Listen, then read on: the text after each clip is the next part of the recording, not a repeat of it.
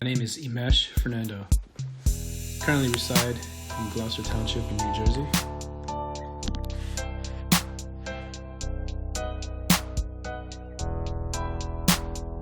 Hey, good morning. Thank you so much. How did your meeting go?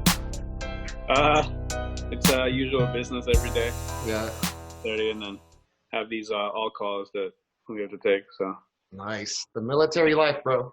I remember my short stint. It doesn't compare much to your long tenure. I nah, respect you much, bro, for all of the advice, encouragement, the ideas you have helped me with. Um, when you mentioned that it would be a good idea to make the first episode um, maybe a little bit longer than the rest of the episodes to give the audience a broader idea of who we are, introduce more elements into the podcast. yeah, When you suggested that having the first live episode, it should be like a premiere, a special event. It kind of gave me the idea, like, you know what, that's right. So I wanted to take some time and kind of chat with you guys one on one. You know, the cast of suggestions, which is the reason why we're here. We are very interested in helping our community in Orange County, really all across the world. But we do have a special place in our heart for Orange County. I know that's true for you, Emesh. I know it's true for me. Um, yeah, look at that right. beautiful family. Sorry about that. Nice transition. No, no. So, yeah, this is it's not gonna be too formal. Obviously, we're friends. I'm gonna edit this, on the fly because I feel that that's my best style. I feel that uh, me being a slacker at Savannah kind of put me in a place where I need to do things in a rush. But I've matured a little bit, and I kind of want to put more attention into the things that I'm doing.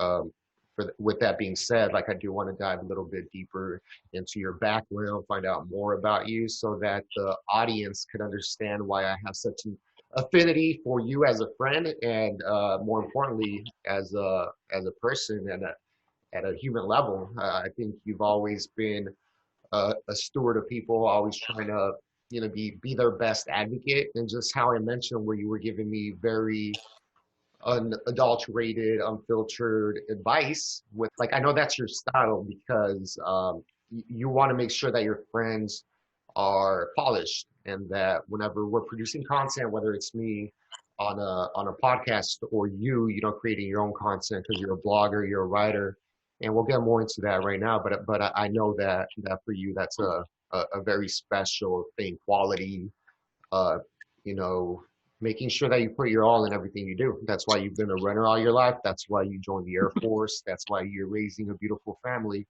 So with that, enough of my corniness. I want to hear from you a little bit more, and I want to find out.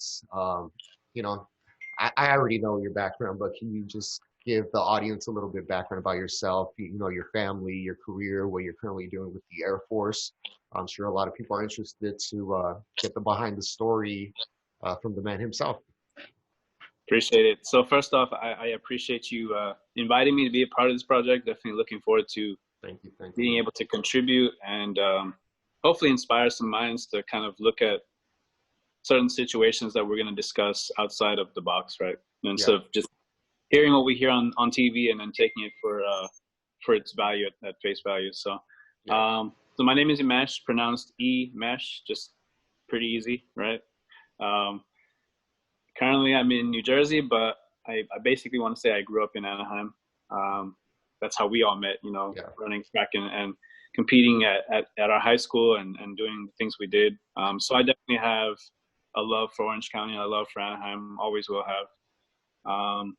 Currently serve in the military, so Air Force, like you said, Julio, been in for 9.5. And that doesn't mean that just because you did a short stint, it doesn't equate to I you. appreciate that, brother. Thank you very Yeah. much. And again, People thank you always for your service. appreciate it, but people always say, "Oh man, I haven't served as long as you." But I think people forget that even a post office worker is serving, right? They're Yeah, serving the community. yeah, I think in definitely. the military, Yeah, uh, especially during these times with COVID and yep, the stay at home movement and all of that. definitely, no, definitely, and I don't think we give each other enough credit for what we bring. in our own realm of service. So thank you for your service as well. But so serving for 9.5 years, that's how I met my wife. We have a son. Hopefully we'll have another child eventually. Right now, just focusing on school and just trying to do what we can do with our jobs. I'm currently an instructor in the military. So we work with a variety of people that are coming in that might be going downrange for deployments, that might be setting up mission planning, anything that's applicable to my career field. We work a lot with aerial transportation, logistics, planning. Yeah, so I enjoy So you it. pretty much have the whole gambit in your position where you're dealing with logistics, you're dealing with personnel. So it's very multifaceted, it sounds like.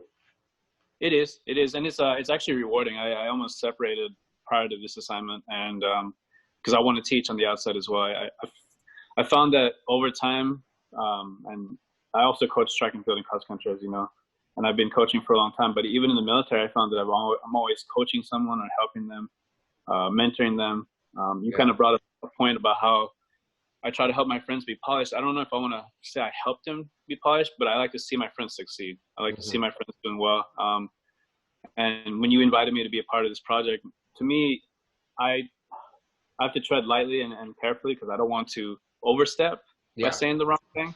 But at the same time, I feel like if I want to see my friends being successful and I see maybe a mistake on something, or maybe lighting can improve on something, or whatever I can to chime in and kind of help my friends be successful, I'm going to do it, because I feel like sometimes we're too careful with what we say because we're afraid of insulting someone. But sometimes silence can also be insulting, because it's like, hey man, I thought we were friends, I would trust that feedback. So so I appreciate you being open-minded to the feedback I gave, and that's why I said I just want to see this product be successful, and I want to be able to be a part of a product that gives back to the community. Yes. Right? So. Yeah, and that's one of the reasons that I did want to put this content together, because I know your life story to a certain extent, as well as my other friends, as our group. But I feel that it's important to have these discussions, even when there's friction. Like it wasn't serious friction, but when you were giving suggestions, and some of the fellas maybe thought that it was overstepping. I don't know who, but it doesn't really matter who thought that. It's important that we don't get upset and that we actually have these real conversations, because I think a lot of the damage that we did in society was through media and how we saw, like the big, strapping, muscular guys in movies, how they reacted to situations, and that's how we wanted to react, right? Like, I know I was a huge Rocky Balboa fan. I actually think he was a great example, but with that, there comes a bravado where you're expected to act a certain way as a man. And I feel that in the era that we grew up in, there's a lot of reactionary type of content where men are taught to be really upset if a woman like questions his authority or we didn't hesitate. Exactly. What we would go from 0 to 100 real quick, because those are the examples we kind of grew up with, and now we're grown up, we're mature, we're those strappy muscular men now, and now we got eyes on us, right? So I think it's important to show that there's a way to have civil discourse, a civil discussion, and I mentioned that I kind of matured and moved away from my reactionary days. But when speaking about you, Emesh, you've actually been a class act as far as I can remember. Not to say that people don't have things to work on. Everybody does. but you've been a stand-up guy, man. You're a class act, and I was lucky to have friends like you growing up. And I don't feel that the audience has. I mean, not the audience at large, but there's folks in the audience that are watching that don't have folks in their life to kind of like show them the ropes. And that's another part of my goal with this podcast, is I want to reach out to those folks and let them know, if you don't have a family, know that my friends and I know the kind of heart we have, and we want to expand our circle with like-minded people. We want to make sure that we're reaching to the community and speaking to the issues, and a lot of the issues here in Orange County, it's like a petri dish. They affect a lot of the growing metropolitan areas. So I'm just saying all that to say that I'm very excited about suggestions. It's season 1. Hopefully we make it to season 2.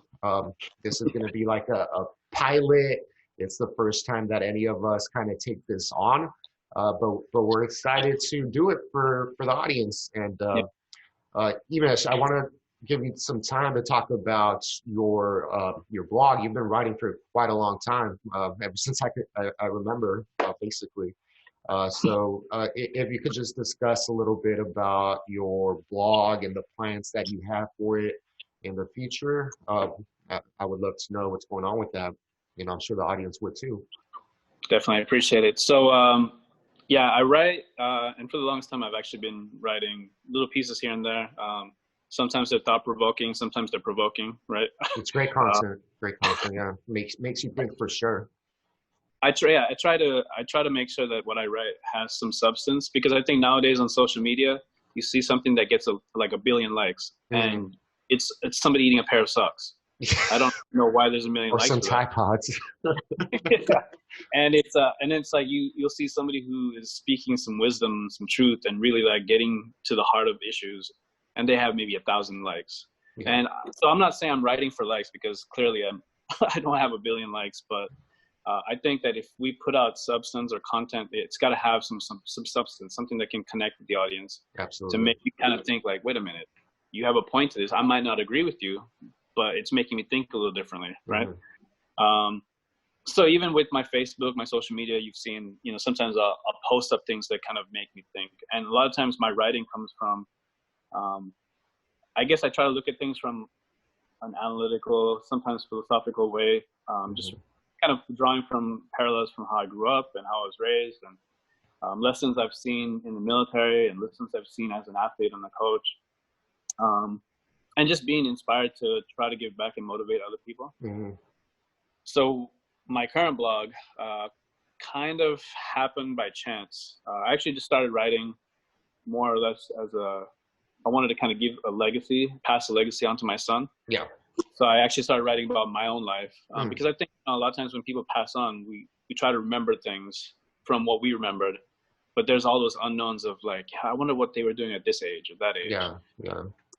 So I started writing for my son, and then that's going to be a long-term project, but I would see situations happening that I didn't agree with, whether it's social injustice, politics, whether it's, science related, whatever it was. And I try to research, I try to read into what's going on, but I try to look for sources that are not biased to one side or the other, so I can further educate myself on the actual issues that are happening. And connecting with issues I've seen from a perspective personally, and then, with my wife, she's African American. I have a lot of friends who are, Black American and a variety of minorities. So my blog, Emesh, AMAESH, which is on WordPress. Currently, I'm focusing on some of the issues we're seeing currently, right, with the death of Mr. Floyd, and some of the movements we see with the Black Lives Matter movements, and some of the anti-protests to that, and just trying to connect it to my own experiences and how I've always seen things. Because I've never had an upbringing where my parents raised us to look at another race as inferior to us. Right. Same thing with religion. I was exposed to Judaism, Islam, Christianity. I'm Catholic, but I was exposed to so many different things. So growing up, my mindset was more accepting of others. And if anything, I wanted to meet people and speak to people and get to know them. But then, of course, that comes with meeting people who don't want to meet you. Yeah. Who don't want to know you. Mm-hmm. And so that was always a conflict for me, because it was like, I don't understand why we create such a divide, right, in a country that's supposed to be so united. Mm-hmm. It's almost like, I'm looking across the street right now to my neighbors, and we may live right across the street from each other and may never ever speak. Right. And to me, that just doesn't make sense to me. And, I'm one of those people who will go right to my neighbor's door and say, hey, how are you doing? I live across the street. If you ever need anything, let me know, right? So my blog, I started writing because a lot of friends would say, hey, you should write. I don't believe I'm a good writer. I'm getting there, hopefully. but I do believe I You're being have. modest. You're being modest. um, it's perspective, right? So I feel like I've seen other people write, and I'm just blown away by what they can write and how they write and how they orate, how they speak, and so hopefully I'm reaching an audience that sees things differently. It's really refreshing when I have readers who are messaging me from Germany, from Ireland, from New Zealand, the Netherlands, and they're not disagreeing with what I'm writing. They're not necessarily agreeing with everything, but they're vocalizing their concern and their hope for America to improve, which to me is amazing, because sometimes we see the world through our media, and sometimes we see the negative stories, and we don't necessarily, at least I don't know people who reach out to those people and say, hey, I hope you guys improve, or I hope things get better. Mm-hmm. So, I mean, if anything, I feel like I've been able to reach out to an audience outside the US, which is really cool. Right. And hopefully it'll change people's minds. And like you said in the beginning, it's just creating this dialogue. I think we have this issue with uncomfortable discussions that yes, and that's actually a great segue, which is part of like the topics that I wanted to discuss. You mentioned that in your blog you do talk about a lot of police injustices, just corruption injustices at large, and I'm kind of curious to know, how do you feel about the Black Lives Matter protest, specifically? What do you see any good? Do you see any bad? I mean, kind of a silly question, right? Because we have examples on both sides, which makes this such a complicated topic. And given that, I'm interested to know what's the good, what's the bad, what's the silver lining, and what's the path forward in your opinion? How do we move away from this chaos and just unite, like you mentioned? So it is I would say, complicated topic from the perspective of I'm not Black, right? So there's certain elements to the movement and certain elements to the history that I feel like there's always been a Black Lives Matter movement. Yeah. For decades, right? It's Black lives have always mattered. Correct, and there's always it's just that it finally has a moniker, if you will, that it's represented by now. But there's certain elements that I will never understand. Yeah, I'm a minority, but at the same time, I'm not Black. I see situations from, my best friend to many of my friends. I've experienced it personally with my brother, who, if you don't know him and you've never met him and you see him driving on the street, he gets mistaken for a Black American all the time. So it's a movement that's existed. It's just represented different flags at different times, depending on who's taking the lead. What do I see coming from it? So I really love that, I just marched in a couple of protests these last few weeks. And one of the things I took from it was took a backseat approach, and I just focused on observing, right? I'm not supporting it because it's important to me. It's close to me. It's something that's important to my wife, her family, and everybody. But I'm also observing, are these people out here just simply for optics? Mm-hmm. Or is there a true meaning behind it? And you can see the people who are there because there's a true meaning to them. They're passionate about it. They're out there putting their sweat and tears into it. And then you can see some who might just be out there for optics because they don't want to feel alienated because they didn't support it. Yeah. And I'm hoping that's not the case. So I try to make sure that whoever I speak to, we exchange that dialogue, but in a respectful manner. Absolutely. Right? So, absolutely. Yeah, I try to approach it from a place where, look, I may feel passionately about this. Black lives do matter. I get it. All lives matter. That's a humanity thing. But the focus right now is on police brutality targeted primarily at Black Americans, right? You don't see somebody who is white, Asian, Hispanic, that had a knee on their throat. And that kind of sparked everything, right? Yeah. And it's unfortunate that it's taken hundreds of Black Americans to get to this point where we're finally having those discussions, finally seeing some changes made. I think my biggest hope is I hope that it's not just a short-lived wave of change to where it's like once that whole movement climaxes and then it starts to diminish, people kind of forget about it. Yeah. It's almost like the bird flu. Hmm. it was all over the news, and then all of a sudden it just disappeared, right? Yeah, one of my biggest worries is that this movement is going to be used in the future by the people that want to push against the movement, where they might be like, well, you guys had your moment. People of color had their moment. You guys saw it all around the world. Everybody supports you. That's the maybe that's me being paranoid or panic, but that's my worry that the movement will be used to silence future uh, similar like movements because this has been, you know, the entire history of our nation. Sadly, it's racism is deeply embedded in our country's history, and I think it's no longer up for discussion. It's obvious. Um, Most of the world is on the right side of history from what I see and from what I believe. So if I had to say I had a worry, it would be that. And I didn't mean to cut you off, but I No, you're also fine. did want to use two analogies that I feel help folks kind of understand why the folks that want to say all lives matter. I've heard the analogy, you know, well, maybe all the houses matter, but currently this house is on fire, and we should focus on putting this fire out.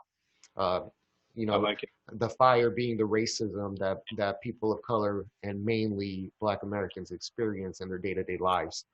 Um, so another analogy that I like to use is, sure, all cures matter, right? But right now we're at a AIDS march. You're not going to go to an AIDS march and yell out, all cures matter. Like, sure, all cures matter. We know that, but right now we're focused on AIDS, guys. Could we solve this because people are hurting? And that's two analogies that when I was becoming very progressive and actually building my political identity, that's I don't even know why I'm talking about myself. Why did I make this about myself? I'm sorry, bro. I'm gonna It's fine. I'm gonna edit that part out. Um, That's part of the suggestions. yeah, but yeah, part of the suggestion. But I'll let you finish your thought, bro. I know you have a busy day ahead. I know you gave me your perspective on the good and the bad that we're seeing, but I wanna have you finish your thoughts and just kind of bring it home with the conclusion of what's your path forward. I think that's right along the place I instructed. Yeah. So I definitely agree with you. I do hope that this is a movement that's not short lived, that just kind of disappears. I also hope that it's not just a movement just to have the voices heard, but actual change occur, right? So we look at neighborhoods and you hear these people that chant sometimes in the protests. They're like in between protests, kind of counter protesters, and they're yelling, oh, what about black on black crime? Mm-hmm. Well, yeah, I get what you're saying, but if you look at history and you look at systemic racism Mm-hmm. and look at these issues, it kind of goes down that path of there's roots where you, like when I say you, whoever the system was at the time, whoever the people were at the time, almost created that tension, right? You Yeah. put people, it's almost like you're putting two dogs in a cage that are super hungry. After a while, they're gonna start going at each other. Mm-hmm. Right? There's desperation, there's issues, there's something not being addressed. So are we looking at black on black crime, or are we looking at the issues that are causing the crime in those Mm-hmm. neighborhoods? Right? There's limitations. Mm-hmm. Um, there's issues that we need to address deeper than just, oh, they're fighting each other. Because Yeah. you look at society, not just in America, but you look at globally, there's always been some sort of racism, some sort of oppression, and some sort of control, right? Mm-hmm. Even looking at the history where my family comes from in Sri Lanka, you have years and years and years of colonial rule and oppression and indentured servitude and enslavement, and there's just different issues. And so people think sometimes that this racism that's happening is only happening to me, and you couldn't understand what's going on to me, right? So sometimes I've had these discussions. I actually had a gentleman at a grocery store tell me, with regards to my blog, that I got to be careful about talking about issues that affect Black Americans. Mm-hmm. And I was confused. I was like, well, why? Like, Mm-hmm. enlighten me a little bit. And he was saying that I can't understand what they're going through because I'm not Black. Mm-hmm. Which, okay, touche. You might have a point, because Mm-hmm. I'm not Black, right? There's levels to this that I wouldn't understand, Mm-hmm. but it doesn't mean to say that the word racism Yeah. doesn't accompany the same amount of fear, antagonizing, instigating, intimidation, discomfort. No. there are times where I'm driving and if a cop's behind me, I'm like, I'm not moving my hand. Yeah. I'm not sure if I'm doing something. Was my license plate set up correctly? Like, I'm thinking of all these different things, right? So I think sometimes with my blog too, that's kind of what I'm trying to focus on, is addressing that, there are a lot of us that experience racism. Doesn't mean we agree with it. Doesn't mean we're disagreeing with what the Black Lives Matter movement is, because I do agree with what's happening. I hope that it moves towards real legal change that actually benefits the communities. I think the biggest thing is you see these companies like Amazon and who is Disney and all these other companies that now have these commercials talking about, Black Lives Matter and we support this. And again, is that optics? Because you weren't doing this before, right? Yeah. So I'm hoping that it's not just optics. I'm hoping that there's actual tangible movements that are actually creating changes. It doesn't make a difference if it's Black Lives Matter or if it's, you add the words Black Lives Matter also, however you want to differentiate to put that impact that, look, I like your analogy. If my house is burning, does that mean my house doesn't matter as much as your house? Right? So I don't see this ending anytime soon. I do believe that as the system continues to kind of dig through the weeds and analyze their own city infrastructures, their own municipals, their own police systems, they're going to uncover different cases that have happened that might have been kind of kicked to the side. And that's good. It doesn't mean all police officers are bad, because I know plenty of police officers who are really doing good things. They're, embraced by their community. But I think going back with dialogue, if I see you doing something wrong, I should have the gut to be able to put a stop to it because it's wrong. Yeah. Yeah. Right. And so you see these officers who are standing by, and I'm like, it bugs me, because I'm like, why aren't you tapping your friend and saying, yo, that's enough? I think that's a big part of the element in the discussion. I'm sorry, a big part of the discussion in this element is something very important, because we always hear about the good police officers, and I agree. I've met great police officers. There's tons of great police officers, but where are they when injustices are happening? And I just know this from so many stories of friends and family in law enforcement. There seems to be that mob mentality, and I hate to use that term when we're talking about police officers. I don't get joy out of talking about the bad police officers in this way, but when the good police officers don't speak out when they see a knee on someone's neck, they're almost as guilty as the person that's putting the knee on that other person's neck. Yeah, because the silence almost breeds that injustice, right? It doesn't prevent it. And I think we have this situation in America that I hope changes, where if somebody sees something wrong, it doesn't make a difference what race you are, and it just doesn't sit right in your gut, say something, speak up on it. Don't feel like you're going to be alienated by somebody, because honestly, that one person can make a huge difference. And you see that in law enforcement, you see that in companies, right? You see somebody who's like, man, I wanted to say something, but I didn't want to lose my job. Yeah.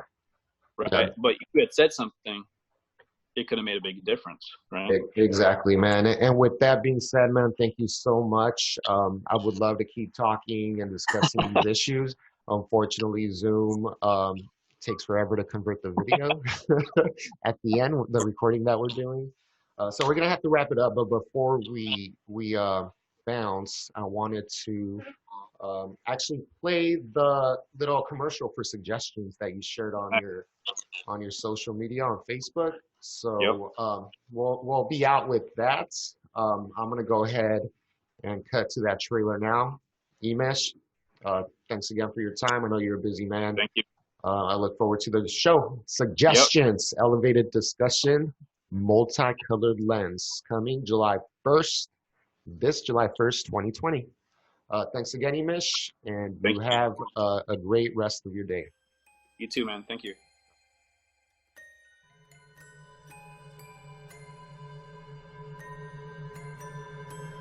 a longtime group of friends from Southern California with family roots in Belize, Mexico, Sri Lanka, and Trinidad and Tobago, analyze current events in racial injustice and political corruption across America.